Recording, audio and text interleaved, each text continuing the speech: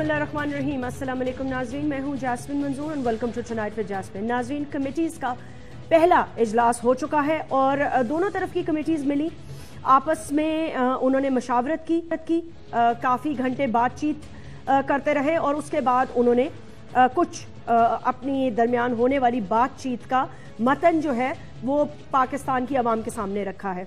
हर मुलाकात के बाद एक अलामिया जारी किया जाएगा, बातचीत पाकिस्तान के आइन के हदूद के अंदर होगी, दोनों तरफ से अमन और सलामती की मुनाफी तमाम कार्रवाइयों का सिलसिला ख़त्म कर दिया जाएगा। वाज़े होना चाहिए कि तालिबान कमेटी और तालिबान की निगरां कमेटी का दायरा कार क्या होगा, इसीलिए उन्होंने कहा है कि तालिबान कमेटी का जो उनके रिप्रेजेंटेटिव्स हैं, मीडिएटर्स हैं, का सदर मुमलिकत, आर्मी चीफ और वजीर आजम और DGISI से मुलाकात का मुतालबा किया है। साथ साथ तालिबान कमेटी का तहरीक तालिबान के नाम से कल अदम का लफ्ज़ हटाने का भी मुतालबा किया है। मुज़ाकरात में कमेटी की सिक्योरिटी से मुताल्लिक भी बातचीत हुई है और मुज़ाकरात का इतलाक पूरे मुल्क पे नहीं बल्कि सिर्फ सोरेस ज़रा इलाकों पर होगा, लेकिन पूरे मुल्क में बम फट रहे हैं, उसका क्या होगा? मुज़ाकरात का अमल तवील हो सकता है, ताहम जल्द अज जल्द मुकम्मल किया जाएगा।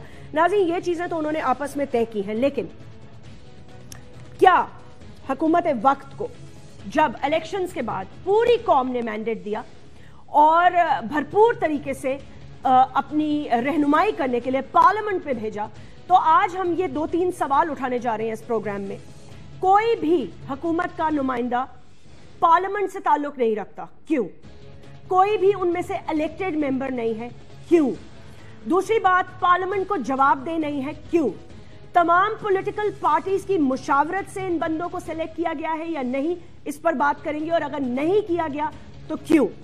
दूसरी बात यह है कि यह सारी की सारी बातचीत से पहले पाकिस्तान की हुकूमत को चाहिए था कि वो एक एजेंडा बनाते, एजेंडे में अपने सो कॉल्ड मुतालबात डालते, मुतालबात पार्लियामेंट में पेश करते, सेनेट में पेश करते, वहां से अप्रूवल लेते और उसके बाद तहरीक तालिबान के नुमाइंदगीन को ये पेश करते और कहते कि हमारी आइन और कानून की हैसियत में जो इलेक्टेड असेंबली है उनकी ये डिमांड्स हैं। अब वो डिमांड्स क्या हो सकती हैं? आइन के तहत हुकूमती टीम की जो तालिबान से मुतालबात होने चाहिए थे वो ये हो सकते थे, तहरीक तालिबान हथियार फेंक दें, इस पर कोई कॉम्प्रोमाइज नहीं होगा। सारे ग्रुप जो तालिबान के नाम पर हमले करते हैं इनकी निशानदही करके हुकूमत के हवाले किया जाए। फाटा को पुरअमन बनाने के लिए वहां कोई दहशतगर्द ग्रुप कैंप नहीं होंगे। TTP पाकिस्तान की कानून की पासदारी करेगा। तमाम गैर मुल्की दहशतगर्द जो वहां मौजूद हैं इनको हुकूमत के हवाले किया जाए।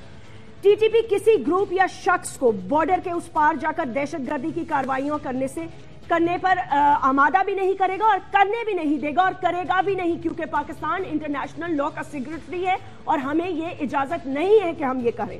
खुद कुछ बम्बार तैयार करने वाले ग्रोहों को खत्म करें और हुकूमत को इनकी इत्तला दे।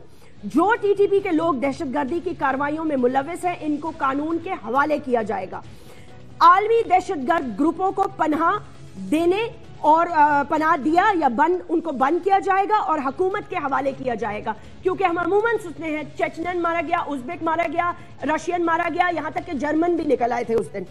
एक कमेटी होगी जो मुआहदे की निगरानी करेगी, इस पर अमर दरामी की जिम्मेदारी होगी और ये कमेटी उन मेंबरान पर मुनक्किद होगी जो कि इलेक्टेड रिप्रेजेंटेटिव्स ऑफ पाकिस्तान है। स्कूल और कॉलेजों को टारगेट नहीं किया जाएगा। हेल्थ और पोलियो टीम्स पर हमले करना फौरी तौर पर बंद किए जाएंगे। हुकूमत जो भी तरक्याती काम करेगी फाटा में इनकी रुकावट नहीं डाली जाएगी। ये होने चाहिए थे हमारे मुज़ाकरात का एक जुज़वी जिसको कहते हैं पैरामीटर्स, फ्रेमवर्क। आइन के तहत पहले हम ये रखते और फिर हम बात करते तो पता ये चलता कि वो क्या चाहते हैं, क्योंकि वो तो ऑलरेडी बोल रहे हैं कि वो क्या चाहते हैं। लेकिन बहुत दूर नहीं, फरवरी 2009 में ऐसे ही कुछ हालात सूफी साहब के साथ भी हुए थे और फिर उसके बाद की कहानी क्या है ये भी आपके सामने बात करते हैं आज हम इस ब्रेक के बाद राना मोहम्मद अफजल साहब, सेनेटर सईद गनी और हमदुल्ला साहब से, और ये भी पूछेंगे कि मौलाना फजल रहमान साहब ने क्यों इनकी हिमायत नहीं की और इस टीम पर भी उन्होंने एतमाद का इजहार नहीं किया, वजह क्या हो सकती है। Right after this break.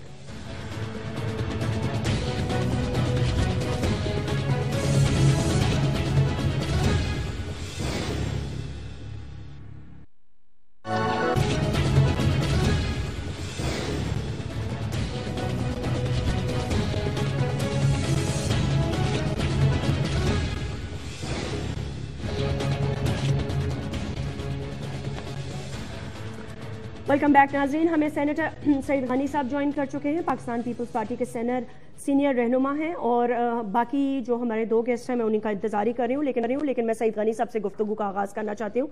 Senator साहब ये बताइएगा, सबसे पहले तो बहुत बहुत शुक्रिया, अस्सलाम वालेकुम and thank you for joining me.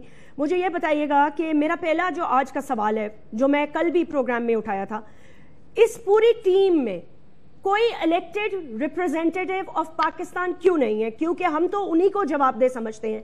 ये एडवाइजर्स आज हैं, एक मखसूस ग्रुप से ताल्लुक रखने वाले, कल चले जाएंगे, इनसे कौन पूछेगा, इनको कौन पकड़ेगा?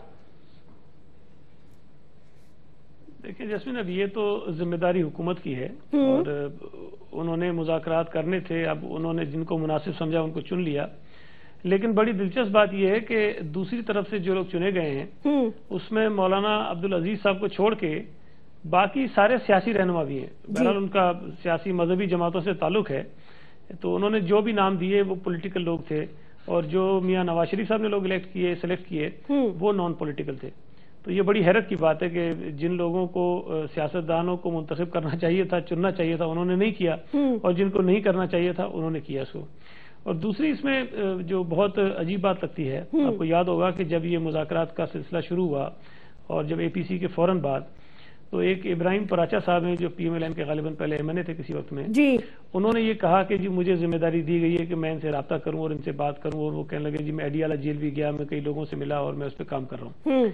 लेकिन जैसे ही उन्होंने अखबारात और टीवी पर आकर बातचीत शुरू की, हुकूमत ने कहा कि जी नहीं, हमने उन्हें कुछ नहीं कहा और वो अपने तौर पे कर रहे हैं। बिल्कुल। उसके बाद चौधरी निसार साहब ने कहा जी ये बड़ा जो है वो अहम और संजीदा मामला है और इसको बहुत सारी कुव्वतें जो है सबोताज करना चाहती हैं, तो हमें बहुत ही सीक्रेसी के साथ काम करना पड़ेगा। तो उन्होंने 7 नामालूम अफराद पर मुश्तमिल एक कमेटी बनाई और बकौल उनके कि वो जो है वो कमेटी बहुत करीब पहुंच चुकी है और काफी सारा उन्होंने काम भी किया। और हकीमुल्लाह महसूद लेकिन फिर अचानक वो ड्रोन अटैक हुआ। जी, वो जो ड्रोन अटैक हुआ उसके बाद उस कमेटी का भी काम खत्म हो गया। अच्छा, उसके बाद प्राइम मिनिस्टर साहब ने समीउल हक साहब को बुलाया, उनसे मुलाकात की वजीर आजम हाउस में, और मौलाना साहब ने बाहर आकर ये फरमाया कि जी मुझे जिम्मेदारी दी गई है कि मैं उनसे रब्ता करूं और मुज़ाकरात के अमल को शुरू करूं। लेकिन मौलाना साहब जो थोड़े से नाराज हुए, उन्होंने कहा जी वो मुझसे रब्ता नहीं करते हैं, फोन पे नहीं मिलते हैं और मैं अपने आप को विड्रॉ कर रहा हूं। तो फिर अगले दिन पीएम हाउस से ये वजाहत आ गई कि जी हमने उन्हें कोई जिम्मेदारी दी ही नहीं थी। बेशक। मतलब इतने आपको तजादात नजर आते हैं सारी चीजों में, और उसके बाद अचानक से ये एक 4 रुकनी कमेटी वजीर आज़म साहब ने बना दी। तो अब मुझे सिर्फ ये बताएं कि एक वक्त चौधरी निसार खान साहब ये कह रहे हैं कि ये बहुत ही सेंसिटिव इशू है और इसमें हमें लोगों को जो है वो सामने नहीं लाना और लोगों ने पीछे रह के काम करना है। अगर लोग सामने आएंगे तो जो वो कुव्वतें इन मुज़ाकरात को खराब करना चाहती हैं वो अपना काम शुरू कर देंगी, लिहाजा हमें इसको सीक्रेट रख के सारी चीजों को करना है। तो अब तो ये साबित हुआ कि या तो चौधरी निसार साहब उस वक्त गलत सोच रहे थे, उनकी जो अप्रोच थी वो टोटली गलत थी, क्योंकि अब जो कमेटी बनी है उन्हें आज तो शायद उन्होंने आपस में मीटिंग कर ली, लेकिन कल तक उनको टीवी चैनल से टाइम नहीं मिल रहा था, किसी टीवी प्रोग्राम से फारिग नहीं हो पा रहे थे बेचारे। वो काम क्या करते, वो एक चैनल से उठते थे दूसरे पे जाते थे, दूसरे से उठ के तीसरे पे जाते थे, और बड़ी अजीब सी सूरत हाल थी। फिर उसमें जब ये कमेटी बनी तो उन मुख्तलिफ लोगों से आप लोगों ने राब्ते किए, मुख्तलिफ चैनल्स ने, तो मुख्तलिफ लोगों ने मुख्तलिफ बातें कही हैं। मोहम्मद साहब ने ये फरमाया कि मुझे तो पता ही नहीं था, उन्होंने कहा मुझे मीडिया से पता चला। फिर उसके जी उन्होंने ये कहा। फिर उसके बाद जो यूसुफजई साहब हैं, रहीमुल्लाह यूसुफजई साहब, उन्होंने ये कहा जी मैं तो सिर्फ राब्ता करा सकता हूँ, जो मिसअंडरस्टैंडिंग है वो दूर करा सकता हूँ, बाकी कराना मेरा कोई काम नहीं है। मिसअंडरस्टैंडिंग है क्या बात कर रहे हैं? 50,000 बंदा फूंक दिया उन्होंने, आए दिन दहशतगर्दी। यूसुफजई साहब को मिसअंडरस्टैंडिंग लगती है? अच्छा नहीं, उसके बाद देखें जैसे मैं तो ये जो फैक्ट्स हैं जो आपके मेरे सामने मैं वो बता रहा हूँ ना। उसके बाद तालिबान ने जो बनाई तो उन्होंने कहा कि हमने तमाम लोगों से पहले बात की है और फिर उसके बाद उनके नाम दिए हैं। उसके बाद अचानक इमरान खान साहब अपने आप को निकाल लेते हैं। फिर जो मुफ्ती किफायतुल्लाह साहब हैं उनको मौलाना फजल रहमान साहब ने विड्रॉ कर लिया। अब 3 लोग जो रह गए उसमें मुझे फिर प्रोफेसर इब्राहिम साहब की बात मैंने खुद देखी टीवी पर, उन्होंने कहा कि जी मैं तो राब्ताकार हूं और मैंने बीच में राब्ता करवाना है। अब अगर तालिबान ने जो कमेटी बनाई है उन्होंने भी राब्ता करवाना है, जो इधर से प्राइम मिनिस्टर साहब ने कमेटी बनाई है उसने भी राब्ता करवाना है, तो मतलब समझ में नहीं आता कि राब्ते करने के लिए दोनों कमेटी की, राब्ते के लिए तो एक आदमी काफी होता है। अगर आपने 2 ग्रुप्स के दरमियान सिर्फ राब्ते का काम करना है तो उसमें बेहतर यह कि एक आदमी हो ताकि मिसकम्युनिकेशन ना हो। अगर तादाद ज्यादा होगी, लोग ज्यादा होंगे तो उसमें जो है वो इख्तलाफात भी होते हैं और गलतफहमियां भी पैदा होती हैं। लेकिन बहरहाल ये सारी चीजें हुकूमत की हैं और तालिबान की हैं जिन्होंने तय किया है لیکن اب تک کے جو معاملات مجھے نظر آتے ہیں مجھے کوئی ایسی جو پازیٹیو ڈیولپمنٹ کم از کم اس پورے معاملے کے اندر نظر نہیں آتی. اللہ کرے کہ ہو جائے. جو سوچ وزیر اعظم صاحب کی ہے کہ مذاکرات کے ذریعے اس مصیبت سے ہم جان چھڑا لیں, میری دعا ان کے ساتھ ہے, لیکن مجھے ڈر لگتا ہے کہ شاید یہ مجھے ممکن نظر نہیں آتا ہے. سینیٹر صاحب میں آپ سے اگلا سوال بھی کروں گی, لیکن اس وقت ہمیں مولانا عطا الرحمان صاحب نے جوائن کیا ہے. بہت ہی سینئر رہنما ہیں آپ, مولانا فضل الرحمان صاحب کی پارٹی سے آپ کا تعلق ہے. بہت بہت شکریہ مولانا صاحب. السلام علیکم. وعلیکم السلام ورحمۃ اللہ وبرکاتہ. مولانا عطا الرحمان صاحب آپ کیسے ہیں؟ سب خیر و عافیت ہے؟ جی الحمدللہ, اللہ کا کرم. چلے شکر اللہ کا. مولانا صاحب کیسے دیکھتے ہیں یہ جو کچھ بھی ہو رہا ہے, جو بات چیت کے لیے لمبی طویل کمیٹیاں بنائی جا رہی ہیں, مذاکرات ہو رہے ہیں, کبھی وہ آپس میں نہیں مل پاتے, کبھی ایک دوسرے سے گلے شکوے کرتے ہیں, اور سینیٹر سعید غنی صاحب نے بھی کہا کہ وہ زیادہ وقت انہوں نے ٹیلی ویژن میں گزارا لیکن بہرحال آج مل گئے. اب انہوں نے یہ نئی جو ڈیمانڈ کی ہے اس حوالے سے کہ جی chief of the army staff, صدر مملکت, وزیر اعظم سب سے ملنا, کیونکہ دونوں کمیٹیز کو آپس میں اعتبار ہی نہیں ہے کہ دونوں کے پاس مینڈیٹ کتنا ہے. ابھی تو وہ ایک دوسرے سے یہی پوچھ رہے ہیں آپ کا کیا مینڈیٹ ہے اور آپ کا کیا مینڈیٹ ہے. لیکن میں یہ بھی پوچھنا چاہتی ہوں آپ سے, جو اس پہ بعد میں کامنٹ کیجیے گا, اس پہ پہلے کامنٹ کیجیے. مولانا فضل الرحمان صاحب نے اس پہ کیوں اعتراض کیا؟ آپ نے اپنے پارٹی کے ایک ممبر جو نامنیٹ کیا تھا طالبان نے, اس کو وڈرا کرنے کے لیے کیوں کہا؟ آپ کے کیا تحفظات ہیں؟ بسم اللہ الرحمن الرحیم. جاسمین, میں آپ کا شکریہ ادا کرتا ہوں کہ آپ نے مجھے اس گفتگو میں شامل کیا ہے. جی, سب سے پہلی بات تو یہ ہے کہ جمعیت علماء اسلام نے تقریباً کوئی 1.5-2 سال سے ایک کوشش شروع کی تھی, ایک جرگہ بنایا تھا, اور اس جرگے کو ہم نے 2 سال تک موٹیویٹ رکھا. اس کے بعد یہاں تک ہم پہنچے کہ پاکستان کے سرکردہ پارٹیوں کے رہنما جو تھے ان کے ساتھ ان کا ایک جرگہ ہوا آخر میں, اور ان تمام پارٹیوں نے دستخط کیے, اعلامیہ جاری کیا کہ موجودہ گورنمنٹ, کیئر ٹیکر گورنمنٹ یا انتخابات کے نتیجے میں آنے والی گورنمنٹ اور اپوزیشن اس بات کی پابند ہوں گی کہ اس جرگے کے ذریعے سے مذاکرات کا راستہ نکالا جائے گا. اب باقی پارٹیاں ان کے ساتھ جرگے کے ساتھ چلتی ہیں نہیں چلتی, اپنے دستخطوں پر عمل کرتے ہیں نہیں کرتے, لیکن جمعیت علماء اسلام اپنے آپ کو پابند رکھتی ہے, اس جرگے کے اعلامیہ اور اس دستخط کی پابند ہے. دوسری بات رہ گئی کہ ہم نے کیوں اس سے اپنے آپ کو وڈرا کیا ہے. چونکہ جمعیت علماء اسلام کے ساتھ نہ تو گورنمنٹ نے کوئی مشاورت کی کمیٹی بناتے وقت, اور نہ ہی طالبان کی طرف سے کوئی ایسی مشاورت یا کوئی پوچھا گیا ہو جماعت سے کہ ہم آپ میں سے کوئی شخص لینا چاہتے ہیں. تو اس طرح کی کوئی مشاورت جماعت کے ساتھ نہیں ہوئی. تو جب نہ دونوں طرف سے کوئی مشاورت ہوئی اور ایک طرف ہم ایک جرگے کے ساتھ کمیٹڈ ہیں, تو اس صورتحال میں جمعیت علماء اسلام نے یہ مناسب سمجھا کہ ہم دعاگو تو ہو سکتے ہیں, مذاکرات کے حق میں ہیں, آپریشن کے مخالف ہیں.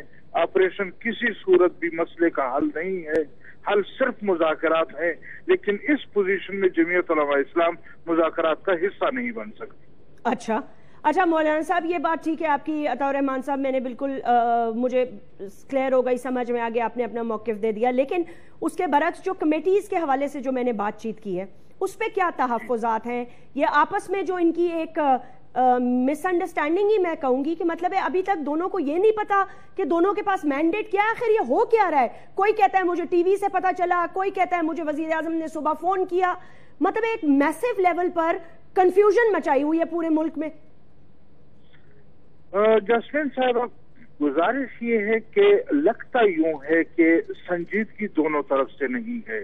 اگر حکومت نے کوئی ایسی کمیٹی بنانی تھی تو پھر چاہیے یہ تھا کہ وہ اس لیول کی کمیٹی بناتے جس کمیٹی کا کوئی نتیجہ آتا, قوم کی جس کے پاس کوئی مینڈیٹ ہوتا. پھر تو ایک تھا کہ تمام سیاسی پارٹیوں کے سرکردہ رہنماؤں کو, بڑے بڑے لوگوں کو اس کمیٹی میں شامل کیا جاتا, اور جمعیت علماء اسلام بار بار یہ دعوت دے چکی ہے کہ ہم اس میں اپنا کردار ادا کرنے کو تیار ہیں. بالکل ٹھیک. لیکن نہ جمعیت علماء اسلام کو مشاورت میں شامل کیا جاتا ہے, نہ اب تک جمعیت علماء اسلام سے اس سلسلے میں کوئی رابطہ ہوا ہے.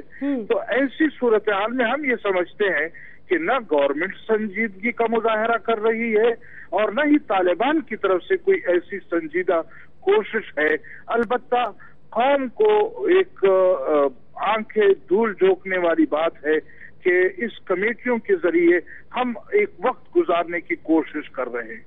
اچھا، تو عطا الرحمان صاحب یہ بتائیے گا کہ وقت گزار کے ہم کیا کریں گے، کس چیز کا انتظار کر رہے ہیں ہم؟ لیکن اس کے باوجود بھی ہم اپنا موقف دے چکے ہیں کہ تمام تر کے باوجود اگر مذاکرات اسی کمیٹی کے ذریعے سے ہوتے ہیں تو ہم ان کے لیے دعاگو بھی ہیں. کمیٹی مذاکرات کے لیے آگے بڑھے، ان معاملات کو سنجیدگی سے لے آگے آئیں. یقیناً کمیٹی میں موجود جتنے بھی لوگ ہیں وہ اس قابل ضرور ہیں کہ کوئی نہ کوئی راستہ نکالیں تو نکال سکتے ہیں. مولانا عطا الرحمان صاحب ہم سے بات کر رہے تھے، بہت بہت شکریہ، انہوں نے اپنا موقف دیا. سعید غنی صاحب میں ذرا تھوڑی کنفیوزڈ ہوں، مجھے یہ بتا دیجئے گا، شاید میں ہی کم عقل ہوں، اوبویسلی ظاہر سی بات ہے، باقی تو الحمدللہ بہت کمپیٹنٹ یہ لوگ ہیں سارے. یہ کمیٹیز کے اندر آپس کی جو ایک رنجش ہے، یہ پہلے تو سمیع الحق صاحب تو حکومت کی طرف سے نمائندہ بن رہے تھے. ایک سیکنڈ، میں ذرا سعید غنی صاحب سے بات کر رہی تھی. سعید غنی صاحب ایک طرف تو پہلے سمیع الحق صاحب حکومت کی طرف سے شامل تھے، اچھا اب وہاں سے انہوں نے کہا جی میاں صاحب سنجیدہ نہیں ہے، اس لیے انہوں نے میری بات کا کوئی جواب نہیں دیا. تحریک طالبان نے ان پہ اپنا جو ہے وہ ٹرسٹ شو کر دیا. تو کس طرح یہ سائیڈ ایک دم چینج ہو گئی؟ اب وہ گورنمنٹ کی کمیٹی پہ کس طرح اعتبار کریں گے؟ اس پہ مجھے اپنا پلیز موقف دیجیے گا. لیکن رحیم اللہ یوسف زئی صاحب بھی ہمارے ساتھ موجود ہیں، ان سے بھی میں ذرا بات کر لیتی ہوں، کیونکہ آج یہ جو اجلاس ہوا ہے اس کے اندر اعلانیہ جو جاری کیا ہے اس حوالے سے تھوڑی سی بات کر لیتے ہیں. رحیم اللہ یوسف زئی صاحب السلام علیکم، بہت بہت شکریہ وقت نکالنے کا. جی شکریہ. جی رحیم اللہ یوسف زئی صاحب یہ بتا دیجئے گا کہ یہ تو ہم نے سن لیا کہ اچھے موقع میں اچھا خوشگوار ہوا اور اس طرح ہوئی اور بہت اچھی بات چیت ہوئی، لیکن 3-4 گھنٹے جب آپ لوگ مل کر بیٹھے کوئی فریم ورک آپ نے بنایا کہ آپ نے کہا آرمی چیف سے، صدر اور وزیر اعظم سے انہوں نے دوسری کمیٹی نے ملاقات کا جو مطالبہ کیا ہے، تو اس پر ابھی غور ہوگا یا یہ طے ہو گیا کہ ان کی ملاقاتیں کروائی جائیں گی؟ اور انہوں نے آپ کو کوئی فریم ورک بتایا کہ جی طالبان کی طرف سے یہ ڈیمانڈ ہو سکتی ہے یا ہے؟ دیکھیں مجھے آپ کی آواز صحیح طرح کا نہیں آ سکی، میں آپ کا کوشچن سمجھنے کی کوشش کر رہا تھا کیونکہ ہم سفر میں ہیں. جی. تو مجھے جو سمجھ میں آیا کہ ان کی طرف سے کیا ڈیمانڈ ہوئے ہیں یا ہو سکتے ہیں، اگر یہی آپ کا سوال ہے تو یہ ابھی طالبان کی کمیٹی کے لوگ تو قبائلی علاقے جائیں گے، وہاں پہ جا کے طالبان کی شورا سے ملاقات کریں گے اور جو ہمارے مطالبات ہیں یا جو ہم نے پوائنٹس ریز کیے یا جو ہم نے کلیریفیکیشن مانگی ہے تو اس کا جواب لے کر آئیں گے اور طالبان کا موقف بھی سنیں گے اور پھر وہ ہم تک پہنچائیں گے. تو یہ ابھی اس طرح ہوگا جو طریقہ کار ہے کہ یہ اگلے کچھ دنوں میں جائیں گے. انہوں نے درخواست کی ہے کہ حکومت ان کی سیکیورٹی یا ان کو جو سہولیات ہیں وہ فراہم کرے تاکہ یہ لوگ جائیں اور وہاں پہ طالبان شورا سے بات کریں. تو ان کے جواب کا ہمیں انتظار ہوگا. اچھا، لیکن یہ کہ ہم نے اپنی پوزیشن واضح کر دیا ہے اور ایجنڈا پوائنٹس جو ہے اور جو ہم نے کہا کہ بھائی آئین کے دائرے میں بات ہوگی اور جو کنفلکٹ ایریاز ہیں جی وہاں کے جو حالات ہیں، وہاں کے جو ایشوز ہیں اس کے اوپر بات ہوگی. تو یہ بھی انہوں نے ہم سے ایگری کر لیا ہے جو کہ میرے خیال میں ایک بڑی ڈیولپمنٹ ہے.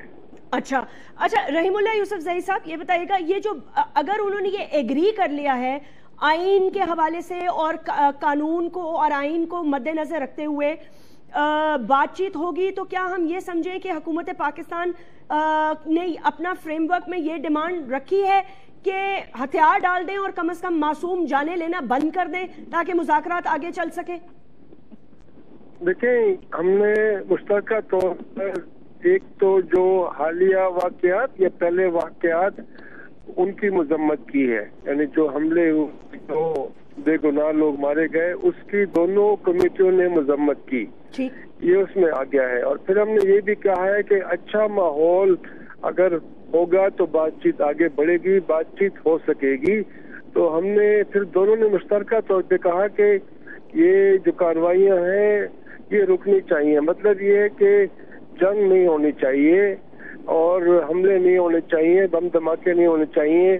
تو وہ دونوں نے یہ بات کی ہے. آپ اس کو ایک سیز فائر کے لیے اپیل سمجھ لیں, لیکن سیز فائر نہیں ہوا, اس لیے کہ یہ لوگ جائیں گے اور طالبان کی شورا سے بات کریں گے.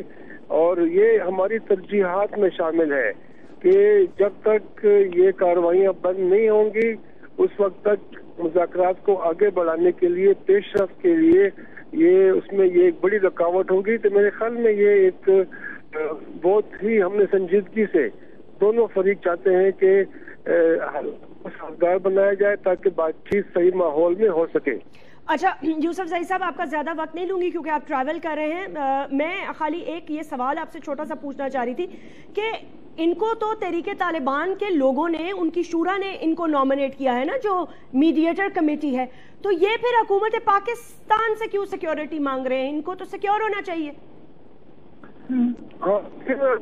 میرے خیال میں ان کو شاید زمینی حقائق کا احساس ہے یا جو ہے, تو یہ سمجھتے ہیں کہ وہاں تک پہنچنے کے لیے ان کو حکومت کی بھی مدد کی ضرورت ہوگی اور سہولیات فراہم کرنی ہوگی اور سیکیورٹی بھی چاہیے, کیونکہ یہ حکومت کا جو زیر کنٹرول علاقہ ہے وہاں سے گزر کے جائیں گے اور شاید ان کو ہیلی کاپٹر کی بھی ان کی یہ ایک شاید خواہش ہوگی. تو یہ حکومت سے یہ تعاون مانگ رہے ہیں اور حکومت کے سامنے ظاہر ہے ان کی خواہش پہنچ چکی ہے. جس طرح انہوں نے یہ بھی ایک خواہش کا اظہار کیا ہے کہ ان کی ملاقات وزیر اعظم سے یا آرمی چیف سے یا ڈی جی ISI سے ہونی چاہیے. تو یہ ان کی خواہش ہے, یہ ابھی حکومت تک پہنچ گئی ہے. یہ دونوں جو ان کی خواہشات ہیں تو حکومت اس کے بارے میں فیصلہ کرے گی, ہم بھی یہ ان کی خواہش پہنچا دیں گے. تو ابھی جو آپ کہہ رہی ہیں کہ ان کو چاہیے کہ یہ خود اپنی سیکیورٹی کا انتظام کریں, تو میرے خیال میں جو وہاں پہ حالات ہیں, آپ اگر شمالی وزیرستان جائیں گے, جنوبی وزیرستان جائیں گے, تو ایسا نہیں ہے کہ وہاں پہ ہر جگہ پر طالبان کا کنٹرول ہے. وہاں تو حکومت بھی ہے, فوج بھی ہے اور یہ ساری چیزیں جو ہے ان کے مد نظر ہے, اسی لیے انہوں نے حالات کے مطابق یہ درخواست کی ہے. بہت بہت شکریہ. یوسف زئی صاحب ہم سے گفتگو کر رہے تھے, انہوں نے 2-3 اہم باتیں ہم سے شیئر کی ہیں. سعید غانی صاحب, عطا الرحمان صاحب بھی ہمارے ساتھ لائن پر موجود ہیں, وہ بھی گفتگو سن رہے تھے. سعید غانی صاحب, اگر اس پہ آپ تھوڑا سی اب تجزیہ فرما دیں, کس طرح دیکھتے ہیں آپ اس ڈیولپمنٹ کو؟ انہوں نے کہا ہے کہ مطالبات ہم نے سن لی ہیں, اور ایک امپورٹنٹ جو بات یوسف زئی صاحب نے کی ہے وہ یہ کہا ہے کہ آج جو ہم نے اپیل آف سیز فائر, اس کو آپ سمجھ لیں, یعنی کہ جنگ نہیں ہونی چاہیے, اور اگر تو حملے ہوئے تو پھر مذاکرات آگے کیا بڑھ ہی نہیں سکیں گے یہ. اور پھر انہوں نے حکومت سے کچھ سیکیورٹی بھی مانگی ہے, وہاں وہ شورا سے ملنے بھی جائیں گے اور حکومت کا پیغام بھی پہنچائیں گے. یہ 2-3 اہم باتیں انہوں نے کی ہیں. انہوں نے ہیلی کاپٹر وغیرہ بھی مانگے, مطلب فیسیلیٹیٹ, انہوں نے گورنمنٹ کو کہا ہے ہمیں فیسیلیٹیٹ کیا جائے. دیکھیں, یہ بات تو بالکل ٹھیک ہے کہ اگر حملے ہوتے رہیں گے تو پھر بات تو آگے نہیں بڑھ سکتی ہے, لیکن بدقسمتی سے پچھلے کئی دنوں سے حملے ہو رہے ہیں اور طالبان تو ان کو ابھی تسلیم نہیں کر رہے ہیں کہ وہ کر رہے ہیں, انہوں نے انکار ہی کیا ہے. لیکن بہرحال کچھ قوتیں ضرور ایسی ہوں گی جو یہ اٹیکس کر رہے ہیں. اور کل کا جو پشاور کا اٹیک تھا وہ مجھے نہیں پتا, TTP پشاور چیپٹر کے کہتے ہیں کہ جی وہ اس کے ہیڈ ہیں, انہوں نے ایڈمٹ کر لیا ہے کہ ہم نے کیا ہے. لیکن اب حکومت کو یہ طے کرنا ہے کہ حکومت کو اب یہ طے کرنا پڑے گا کہ ایک طرف تو وہ مذاکرات کر رہے ہیں, ٹھیک ہے جی, ان کے خلاف کارروائیاں آپ نہ کریں, لیکن وہ لوگ جو آپ پر اٹیکس کر رہے ہیں ان مذاکرات کے دوران بھی ان کو آئیڈینٹیفائی اگر ہو رہے ہیں تو اچھی بات ہے, نہیں ہو رہے ہیں تو آپ کو کرنا چاہیے, اور کم از کم ان لوگوں کے خلاف تو کارروائی ضرور ہونی چاہیے کیونکہ وہ آپ کے مذاکرات کے عمل کو بھی خراب کرنے کی کوشش کر رہے ہیں. یا پھر یہ کہ دوسرا ان کا کوئی اور حربہ بھی ہو سکتا ہے تاکہ حکومت کے اوپر دباؤ مزید بڑھایا جا سکے. لیکن یہ دونوں چیزیں ساتھ نہیں چلیں گی. اگر آپ سیز فائر کہتے ہیں تو اس کا مطلب یہ نہیں ہونا چاہیے کہ اگر ایک اٹیک ہو رہا ہے اور اس کو کوئی تسلیم نہیں کر رہا ہے تو آپ اس کو چھوڑ دیں, مطلب اس کو ویسے ہی جانے دیں کہ پتہ نہیں کون کر رہا. نہیں, اگر کوئی حملہ کہیں پر کسی جگہ بھی ہو رہا ہے اور اگر ہماری انٹیلیجنس ایجنسیز کو پتہ چل جاتا ہے کس نے کیا ہے تو ان کے خلاف کارروائی بالکل اسی شدت کے ساتھ ہونی چاہیے جس شدت سے وہ اس کے متقاضی ہیں. لیکن یہ اس طرح چلے گا نہیں. میرا خیال ہے کہ یہ مذاکرات ہو بھی رہے ہوں اور حملے بھی ہو رہے ہیں, اور یہ بات میں سے اتفاق کرتا ہوں کہ سیز فائر ہونا چاہیے, اور سیز فائر کا مطلب یہ ہے کہ مکمل سیز فائر, کہیں پر کوئی حملہ نہیں ہونا چاہیے. अच्छा, एक छोटा सा वक्फा ले लेते हैं, उसके बाद मौलाना अता रहमान साहब से भी बात करेंगे। जो जिक्र सईद गनी साहब ने किया है वो ये है नाजरीन कि कल जो अटैक उसमें वहाँ के जो टीटीपी पेशावर के चीफ हैं मुफ्ती हसन स्वाति साहब, वो कब चीफ मुकर्रर हुए हैं, अलबत्ता उन्होंने ये कहा है कि हमारे डेप्यूटी अमीर शेख खालिद हक्कानी ने ये कहा था कि रावलपिंडी में जो अटैक हुआ था मदरसे पर उसका बदला लेना है और हम उसने इसीलिए वो धमाका किया कल जो उन्होंने धमाका किया, और उसके साथ साथ उन्होंने उसकी जिम्मेदारी भी कबूल की है। अब सवाल ये पैदा होता है कि जिस शुरा से ये मिलने जा रहे हैं, क्या उस शुरा के कंट्रोल में तमाम तहरीक तालिबान के ग्रुप्स हैं या नहीं है? इस पर बात करते हैं right after this break.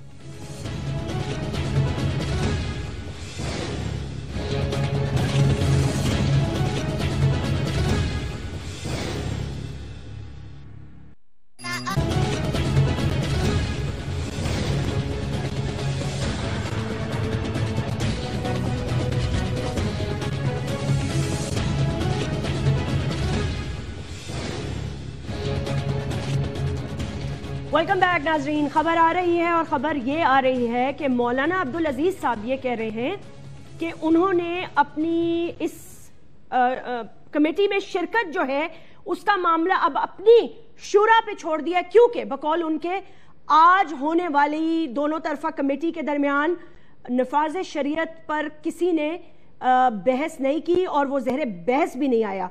Senator ज़ईद Ghani साहब एक के बाद एक आहिस्ता आहिस्ता अलहदगी का ऐलान, हेलीकॉप्टर भी चाहिए, सिक्योरिटी भी चाहिए, जिम्मेदारी भी होगी हुकूमत की। ऑपोजिशन क्या देख रही है? क्योंकि आप लोग भी आई थिंक इस चीज से आई थिंक क्या 100% गुजर तो चुके हैं। 2009 में आपने शरीयत का निज़ाम अदल पास किया, जल्दी जल्दी असेंबली में रातों रात ले आए, उसके बावजूद फिर भी आपको ऑपरेशन करना पड़ा। जैस्मीन, एक बात पे तो मुझे कोई शुबा नहीं है कि अगर ये मुज़ाकरात कामयाब होंगे तो उसमें तालिबान को अपने मौक़िफ़ से कुछ पीछे हटना पड़ेगा तो ही कामयाब हो सकते हैं, अदरवाइज मुमकिन नहीं है। ठीक, हुकूमत के पास बहुत ज़्यादा चीज़ें नहीं है तालिबान को देने के लिए। अगर वो बहुत ज़्यादा कुछ कर सकते हैं तो ये है कि जो 40-50 हज़ार लोग हमारे मुल्क के मारे गए हैं उनका खून माफ़ कर दें, उनके जो कैदी जेलों में पड़े हुए हैं उन कैदियों को निकाल दें वहां से। उसके अलावा मैं नहीं समझता कि कोई और काम हुकूमत उनको करके दे सकती है। ठीक, अगर मुज़ाकरात को वाकई कामयाब करना है तो तालिबान की जो कुछ शराइत हैं कि जिस तरह वो अपनी मर्जी का निज़ाम इस मुल्क पे लाना चाहते हैं वो उनको छोड़ना पड़ेगा। वो मुमकिन नहीं है कि वो हो सके। इस मुल्क में अल्हम्दुलिल्लाह बहुत बड़ी अक्सरियत मुसलमानों की मौजूद है और इस्लाम को लोग बड़ा अच्छे तरीके से फॉलो करते हैं, और बल्कि अब तो मेजॉरिटी कंजर्वेटिव पर मुश्तमिल है। तो ये तासुर के जी इस मुल्क में मजहब ठीक नहीं है, इस्लाम अच्छी तरह नाफिज नहीं है, तो ये किसी की मर्जी से नहीं हो सकता। वो टीचिंग अपनी जरूर जारी रख सकते हैं, मुझे आपको समझा सकते हैं कि भाई ये काम गलत है, ये ऐसा ना करो वैसे करो, लेकिन हमारे और आपके सर पे बंदूक रख के हमसे जबरदस्ती किसी चीज को वो करवा नहीं सकते हैं। तो अगर तालिबान अपनी कुछ चीजों से पीछे हटें, कुछ वो गिव अप करेंगे तो ये मुज़ाकरात कामयाब होंगे। लेकिन अगर तालिबान या मौलाना अब्दुल अजीज साहब की जो बात आप बता रही हैं, अगर वो इस पर डटे हुए हैं कि जी जिस किस्म की शरीयत हम चाहते हैं हुकूमत हमें यकीन दिलाए कि वो नाफिज करेंगी, तो ये हुकूमत के बस का काम नहीं है, ये हो नहीं सकता। अच्छा। ये हुकूमत के अलावा इस मुल्क में बहुत करोड़ों लोग हैं जो समझते हैं कि इस मुल्क में मजहब है, इस्लाम है, और जिस किस्म का मजहब हम पे मुसलत करने की कोशिश की जा रही है वो उससे एग्री नहीं करते हैं। इनका नुक्ता नजर अपना बिल्कुल ठीक हो सकता है, उसका ये प्रचार कर सकते हैं, उसका रास्ता ये हो सकता है कि वो इलेक्शंस में जिस तरह दूसरी जमातों को जितवाया था वो खुदा के लड़ते खुद जीत जाते। वो जमहूरी निजाम को नहीं मानते, आप कह रहे हैं वो इलेक्शन में जितवाएं और जीते और हिस्सा नहीं। देखे ना, रास्ता तो जैस्मीन, रास्ता तो यही हो सकता है ना।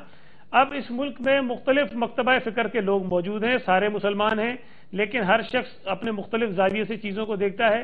और अगर ये जिस तरह अब्दुल अजीज साहब फरमा रहे हैं कि जी वो शरीयत की बात नहीं हुई इसलिए मैं वो अलग हो रहा हूं, तो वो मेरा ख्याल है कि मुझे लगता नहीं है कि उनके जो डिमांड है उसमें कोई फर्क आया या उनके मुतालबे कुछ कम हुए हैं। ये मौलाना अब्दुल अजीज साहब की अपनी डिमांड है या तहरीक तालिबान की भी? जो 22 नुकात आए थे एक सेकंड, उनकी तो रही है ना, हमेशा रही है जी, हमेशा याद होगा जब लाल मस्जिद का इशू था तो उस वक्त भी उनकी डिमांड ये रही है, तो वो तो इसी मकसद के लिए काम कर रहे हैं। अब ये हुआ कि तालिबान ने जब ये डिमांड दी तो इनको सपोर्ट मिली है। इस किस्म के और भी जो लोग हैं जो मजहबी सियासी जमातों में बैठे हैं, जो पार्लियामेंट में भी बैठे हुए हैं, उनको एक सपोर्ट मिली है तालिबान के मुतालबात से। लेकिन अब अगर वो तालिबान के मुतालबात के पीछे छुपकर अपने मकसद को इस मुल्क के ऊपर नाफिज करना चाहते हैं तो इसमें हो नहीं सकेगा। मैं सिर्फ ये कह रहा हूं कि हुकूमत के बस में नहीं है। حکومت کے بس میں نہیں. اچھا ٹھیک ہے, حکومت جتنا کر سکتی تھی وہ پہلے کر چکی ہے. اچھا, آئین اور قانون کیا کہتا ہے, میں اس پہ بھی تھوڑی بات کرنا چاہ رہی تھی. سلمان اکرم ہمارے ساتھ موجود ہیں, بہت بہت شکریہ. قانون کے ماہر ہیں اور بہت ہی سینئر لوئر ہیں. سلمان صاحب السلام علیکم. جی السلام علیکم. جی سلمان صاحب, thank you very much for taking out time. تھوڑا سا یہ بتا دیجیے گا کہ آئین اور قانون کے دائرے میں رہتے ہوئے بینڈ آرگنائزیشن کے ساتھ جو ہم تعلقات کرنے جا رہے ہیں اور جو ان کے مطالبات بھی ہم ماننے جا رہے ہیں, تو آپ سمجھتے ہیں کہ یہ اس کی آئینی گنجائش ہے؟ بیکاز میں ایک آرٹیکل پڑھ رہی تھی تو اس میں یہ لکھا تھا کہ the law could be a hindrance in this. تو کس طرح, تھوڑا اگر ایکسپلین کریں. دیکھیں, آئین کا آرٹیکل 256 یہ کہتا ہے کہ جمہوریہ پاکستان پہ کوئی گروہ مسلح وجود نہیں رکھے گا. پرائیویٹ آرمی جو ہے وہ اگر کوئی رکھے گا تو غیر قانونی ہے. اور اسی حوالے سے یہ جو تنظیم ہے, اگر یہ تنظیم ہے طالبان پاکستان, اس کو غیر آئینی قرار دیا گیا ہے, کالعدم قرار دیا گیا ہے. لیکن دیکھیں وہ تو اس کا ایک قانونی اس کی قانونی حیثیت ہے کہ قانون کی نظر میں یہ تنظیم ہے ہی نہیں. اچھا, لیکن اب جو معاملہ ہو رہا ہے وہ تو ایک قسم کا سیاسی, یا آپ سمجھ لیں ایک صورتحال زمین پر موجود ہے, زمینی صورتحال جو ہے اس کے حوالے سے ہو رہا ہے. یہاں پہ کوئی ہم نے ایسا ان سے معاہدہ نہیں کرنا جس کو کسی عدالت میں جا کے آپ نے جس کا اطلاق کروانا ہو.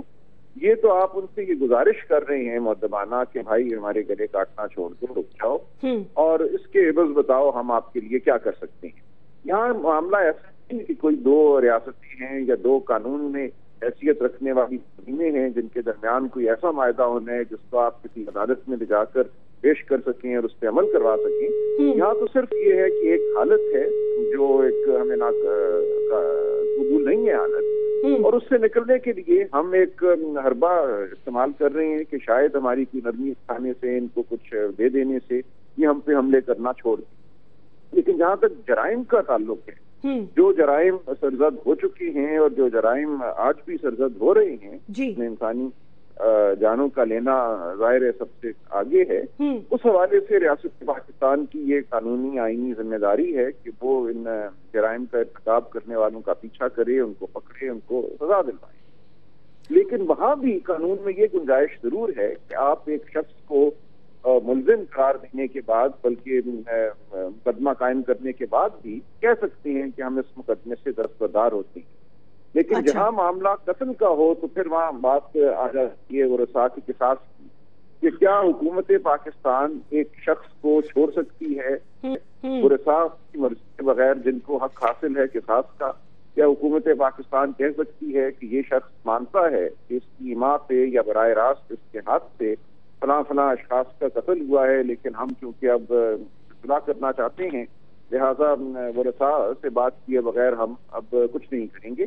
یہ معاملہ قانونی طور پہ میں سمجھتا ہوں توجہ طلب ہے اور قانون اس کے راستے میں آ سکتا ہے. اچھا, لیکن جہاں عمومی گفتگو ہے کہ ٹھیک ہے آپ لوگ عمومی طور پہ حملے کرنا چھوڑ دیں اور ہم آپ کو ایک خطے پہ حکمرانی کا حق دیتے ہیں یا آپ کی مرضی کا وہاں پہ قانون نافذ کرتے ہیں, وہ باتیں ہو سکتی ہیں کیونکہ فاٹا کا جو نظام ہے وہ پہلے ہی ایک قسم کا آپ سمجھ لیجئے کہ آئین کا پورا اطلاق وہاں پہ نہیں ہے. آئین اسی حد تک وہاں پے لاگو ہے جس حد تک ریاست پاکستان آتی ہے, اور آئین کا آرٹیکل 247. سلمان صاحب بہت بہت شکریہ وقت نکالنے کا, بالکل thank you very much. I completely understand your point. جو موقف میں وضاحت کرنا چاہ رہی تھی اس کو آپ نے بھی قانونی طور پہ وضاحت اس کی کر دی ہے. جو ہم بحث کر رہے تھے کہ 50,000 سے زیادہ جو لوگ شہید ہوئے, جو مرے بے گناہ, تو ان کے بہاف پر اگر حکومت وقت چاہے تو کیا وہ معاف کر سکتی ہے نہیں. ہارون رشید صاحب بھی ہمارے ساتھ موجود ہے, بہت ہی سینئر اینل اور ویری ریسپیکٹڈ پرسن, اور خود ان کی بہت رسپیکٹ کرتی ہوں, تو ان سے تھوڑا موقف لیتے ہیں کہ وہ ان تمام معاملات کو کیسے دیکھ رہے ہیں. السلام علیکم ہارون رشید صاحب. جی وعلیکم السلام. ہارون رشید صاحب کیسے دیکھ رہے ہیں ان معاملات کو؟ کس چیز کو؟ بات چیت کو, کمیٹیوں کے ملنے کو, خوش آئند خبروں کو, سیز فائر کو, حکومت کی پیش رفت کو, پیس کے معاملات کو آگے بڑھانے کے لیے جو انہوں نے اقدامات آج کی جو پیش رفت ہے نا وہ تو اچھی ہے، ماحول خوشگوار ماحول میں گفتگو ہوئی ہے، اور ایک آدھ رکن کے سوا جس نے کوئی غیر محتاط اور غیر ضروری گفتگو کی، زیادہ تر گفتگو مثبت رہی ہے۔ اب گیند ہے طالبان کے کورٹ میں، اگر وہ کوئی ناروا مطالبہ نہ کریں اور معقولیت اختیار کریں جس کی کم لوگ امید کر رہے ہیں، تو کم از کم خوریزی بند ہو سکتی ہے۔ اگلے چند دنوں میں، اگلے 2-3 دن میں، 4 دن میں پتہ چلے گا۔ ابھی تو موسم ٹھیک نہیں ہے، میرے خیال میں ہیلی کاپٹر اس وقت نہیں جا سکتا۔ جب وہ جائیں گے ان سے بات ہوگی تو پتہ چلے گا کہ وہ ٹائم گین کر رہے ہیں یا مسئلہ حل کرنے کے خواہش مند ہے۔ اچھا، ویسے ہارون الرشید صاحب، پاسٹ کے جتنے بھی ہم نے تجربے کیے ڈائیلاگ کے، اور پھر ہم نے نظام عدل، اور پھر سوات، اور پھر سوات کے بعد پھر آپریشن، پھر قاضی کورٹس کی شرائط آ گئی، میں شرائط بدلتی رہی۔ اس میں ہم نے کیا دیکھا کہ راہ حق سے راہ نجات تک ہمیں پتہ نہیں کون کون سے آپریشن کرنے پڑے، اور وہ سوات تک محدود جو کالعدم تنظیم سے رکھنے والے لوگ تھے، گروپس تھے، انہوں نے فائدہ اٹھایا اور وہ وہاں سے بھاگے اور بھاگ کے افغانستان میں ری گروپ ہوئے اور جارحانہ حملے کیے پاک افواج پر۔ تو ہم کس طرح 100% تو خیر شور نہیں ہو سکتے، لیکن ہم کس طرح شور ہوں گے کہ اس دفعہ ہم صحیح ڈائریکشن میں جا رہے ہیں؟ جی، یہ بڑی جلدی واضح ہو جائے گا جو وہ مطالبے پیش کریں گے اور جو وہ رویہ اختیار کریں گے۔ طالبان کو جلدی ادراک ہو جائے گا کہ ان کی پوری مانیٹرنگ ہو رہی ہے۔ وہ جو ادھر ادھر گفتگو کر رہے ہیں، وہ پہلے صورتحال مختلف تھی، حکومت پاکستان کو معلوم ہے وہ کیا کر رہے ہیں، چھپ وہ نہیں سکیں گے۔ یہ بات انہیں بتا دی گئی ہے کہ پورے ملک سے ان کا کوئی کنسرن نہیں ہے، شور زدہ علاقوں کے بارے میں بات کریں اور واضح بات کریں۔ اور یہ اگرچہ گفتگو سے یہ تاثر ہوا کہ حکومت پاکستان مضبوط پوزیشن میں نہیں ہے، مگر واقعہ یہ ہے کہ طالبان اب کمزور پوزیشن میں ہیں۔ اگر یہ چاہیں تو انہیں بالکل یعنی یہ بابر کرا سکتے ہیں۔ میرا خیال کچھ کرایا بھی گیا ہے کہ آپ کے پاس زیادہ وقت نہیں ہے، اگر آپ معقولیت اختیار کریں گے تو ٹھیک ہے، ورنہ کارروائی تو ہوگی، ظاہر ہے کاروائی تو ہوگی۔ لیکن ایک بات اور بتا دیجیے گا، لاسٹ کامنٹ ہارون رشید صاحب، جو اتنے زیادہ پاکستانیوں نے اپنی جانیں دیں، فوج نے اپنی جانیں دیں، سب کچھ دیں، حکومت پاکستان نے ان سب کے بہاف پر طالبان کو معاف کر دیا؟ نہیں جی، معاف کرنے کا تو ابھی سوال ہی پیدا نہیں ہوا نا، ابھی تو گفتگو شروع ہوئی ہے۔ لیکن ایک میں آپ کو اصول کی بات بتاتا ہوں، شہیدوں کا خون کبھی رائے گا نہیں جاتا، اور کسی کا کوئی وارث ہو یا نہ ہو، بے گناہ مرنے والوں کے وارث ضرور ہوتے ہیں، اور سب سے بڑا وارث ان کا اللہ ہے، اور جن لوگوں نے یہ جرائم کیے وہ معاف تو نہیں کیے جائیں گے۔ یہ کیسے ہو سکتا؟ ہارون رشید صاحب، جب بات چیت کر لی اور وہ کہہ رہے ہیں ہمارے قیدی ہیں بھی چھوڑ دو، سب کچھ چھوڑ دو، کالعدم کا نام بھی ہٹا دو، سوال ہی نہیں پیدا ہوتا۔ کوئی ایسی بات نہیں ہوئی ہے، نہ قیدی چھوڑے جا سکتے۔ نہیں تو پھر قیدی نہیں چھوڑے جائیں گے تو وہ مانیں گے ہی نہیں، انہوں نے تو پہلے مطالبہ یہی رکھا کہ ہمارے قیدی چھوڑے۔ مانیں گے تو سہیں گے نا جی، نہ مانیں گے تو اس کے نتائج بھگتیں گے۔ اسٹیٹ اتنی کمزور تو نہیں ہے۔ یہ تو دیکھیے آخری وقت میں وزیر اعظم نے فیصلہ کیا، وہ تو آپریشن کا ارادہ کر چکے تھے، آخری وقت میں انہیں ایک موقع دینے کا فیصلہ کیا۔ اگر وہ نہیں سنیں گے اور نہیں مانیں گے تو بھگت لیں گے۔ اتنی، اور یہ دنیا کی ٹاپ پروفیشنل آرمیز میں سے ایک ہے، یکسوئی صرف نہیں ہو سکی وزیر اعظم کو۔ یہ ان کو سوال آپریشن کامیاب ہو گیا، جنوبی وزیرستان میں ہو گیا، محمد ایجنسی میں ہو گیا، خیبر ایجنسی میں ہو گیا، ہر جگہ ہو گیا۔ اب یہاں نہیں ہو سکتا آپ کے خیال میں؟ بالکل آسانی سے ہو سکتا ہے۔ میڈیا خام خواہ اس معاملے میں کنفیوز ہے، اگر حکومت پاکستان نے فیصلہ کر لیا تو ان کو سارٹ آؤٹ کر دے گی۔ اچھا، تو ہارون رشید صاحب ایک بڑی مزے کی آپ نے بات کی، پلیز مجھے اس کا ذرا تھوڑا کنفرم کر دیں۔ یہ جو آپ نے مجھے کہا کہ وہ تو آپریشن کی تیاری کر رہے تھے، جو ہمارے پاس بھی اطلاعات تھیں، آخری وقت پہ کیوں موقع دیا؟ کیا ایسا بات ہوئی کہ چینج آف ہارٹ ہو گیا؟ نواز شریف صاحب کا مسئلہ ہے کہ انہیں برین ویو آتی ہے، وہ کبھی کسی چیز پہ یکسو ہو کر زیادہ دیر تک نہیں ٹھہر سکتے۔ وہ کاروبار حکومت اسی طرح چلاتے ہیں، آخری وقت پہ پوری ذمہ داری سے میں آپ سے کہتا ہوں 2-3 دن پہلے ان کا ذہن بدلنا شروع ہوا اور پھر انہوں نے اس کا فیصلہ کیا، لیکن ان کے پاس زیادہ وقت نہیں ہے۔ دیکھیے سیاست میں کوئی ایک شخص فیصلے نہیں کرتا، کچھ شخصیات فیصلے نہیں کرتی، یہ حالات ہوتے ہیں جو ڈکٹیٹ کراتے ہیں۔ اور میں ایک بات اور آپ سے واضح کروں، میں پوری یکسوئی سے کہتا ہوں، خوب میں نے سوچ سمجھ لیا ہے، اس کا فیصلہ میڈیا کرے گا، اس لیے کہ عوامی احساسات کی نمائندگی اس وقت میڈیا کر رہا ہے، اور میڈیا اگر کمزور نہ پڑا تو طالبان کو جھکنا پڑے گا، اس کی جو شکل وہ چاہیں اختیار کر لیں، معقول طریقہ اختیار کر لیں، یا پھر طاقت کے ذریعے انہیں دبا دیا جائے گا۔ تاریخ کا سبق یہ ہے کہ بڑی جنگی مشین خاص طور پر جب وہ ایک مقصد رکھتی ہو، اور یقیناً ہمارے پاس ایک مقصد ہے، چھوٹی جنگی مشین کو لازماً شکست دیتی ہے، خاص طور پر ایسی صورت میں جب ان کے پاس کوئی اعلیٰ مقصد بھی نہ ہو۔ ان کے پاس کون سا مقصد ہے جس کے لیے وہ جانے دیتے رہیں گے؟ ابھی تو صحیح معنی میں حکومت پاکستان کبھی یکسوئی نہیں ہوئی، ہو جائے تو ان کو بالکل ایریڈیکیٹ کیا جا سکتا ہے۔ ہارون رشید صاحب بہت بہت شکریہ وقت نکالنے کا۔ سینیٹر سعید غنی صاحب، اب آپ نے سن لیا، لاسٹ منٹ پہ تو آپریشن سے ان کا دل ہو گیا اور وہ فوکس تو کر نہیں پائے، ایک تو انہوں نے اچانک ان کو ایک برین ویو آئی تو انہوں نے کہا چلو بات کو ایک موقع دے دیتے ہیں۔ اب یہ میں نہیں کہہ رہی، یہ کوئی ایسے شخص کہہ رہے ہیں جن کی بات میں دو رائے بھی ذرا مشکل کہنا کبھی ہو نہیں سکتی، ان کی خبر ہمیشہ صحیح ہوتی ہے۔ سینیٹر صاحب جی آپ نے بالکل ٹھیک کہا، یہ تو سب کو پتا ہے کہ میاں صاحب کا طور پر اچانک انہوں نے یہ اپنا ذہن تبدیل کر لیا، لیکن بہرحال میں سمجھتا ہوں کہ یہ ان کو ہی فیصلہ کرنا چاہیے تھا کہ اگر آپریشن کرنا ہے تو بھی وہ کریں اور اگر مذاکرات کی بات کرنی ہے تب بھی وہ کریں، لیکن اگر مذاکرات کو ایک موقع انہوں نے دیا ہے تو وہ بات آگے بڑھنی چاہیے۔ لیکن ابھی جو ہارون صاحب فرما رہے تھے کہ بڑے خوشگوار ماحول میں مذاکرات ہوئے، تو وہ خوشگوار ماحول میں ہونے ہی تھے، چونکہ جو لوگ بیٹھے ہیں وہ تمام ایک ہی مکتبہ فکر کے لوگ ہیں، ایک ہی خیال کے لوگ ہیں۔ اگر ایک طرف جو طالبان نے لوگ بٹھائے ہیں وہ بھی ان کے ہمدردوں میں شمار ہوتے ہیں، اور میاں صاحب نے جو لوگ بٹھائے ہیں ان کے بھی تعلقات ان کے ساتھ بہرحال ہیں، تو وہاں تو کوئی ایسا فرد نہیں بیٹھا جو ان کے مزاج کے خلاف بات کرے، تو مذاکرات تو اچھے ماحول میں ہی ہونے ہیں۔ لیکن اب جو اس کا اگلا سٹیج آنا ہے کہ جب وہ طالبان کے پاس جائیں گے حکومتی شرائط لے کر اور ان کو جب بتائیں گے کہ یہی شرائط ہیں، اس کے بعد کیا جواب آتا ہے، اس کے بعد اگلی میٹنگ کس ماحول میں ہوتی ہے، اس پر زیادہ ہمیں فوکس کرنا چاہیے۔ صحیح کہہ رہے ہیں آپ سینیٹر سعید غنی صاحب۔ ایک بات یہ بتا دیجیے گا کہ پیپلز پارٹی سپورٹ کرے گی اس کو؟ ویسے ہارون رشید صاحب نے یہ بھی کہہ دیا ہے کہ وہ اسٹیٹ اتنی معذرت کے ساتھ کمزور نہیں ہے، اور دوسرا انہوں نے کہا میڈیا فیصلہ کرے گا کہ وہ کیا مذاکرات کرتے ہیں طالبان کے اور کیا عوام ان کو ایکسپٹ کرتی ہے یا نہیں کرتی۔ جیسمین، ہم نے تو دیکھیں پہلے بھی کہا کہ اگر حکومت آپریشن کرنا چاہتی ہے ہم ان کو سپورٹ کریں گے، اگر وہ بات کرنا چاہتے ہیں ہم ان کو سپورٹ کریں گے۔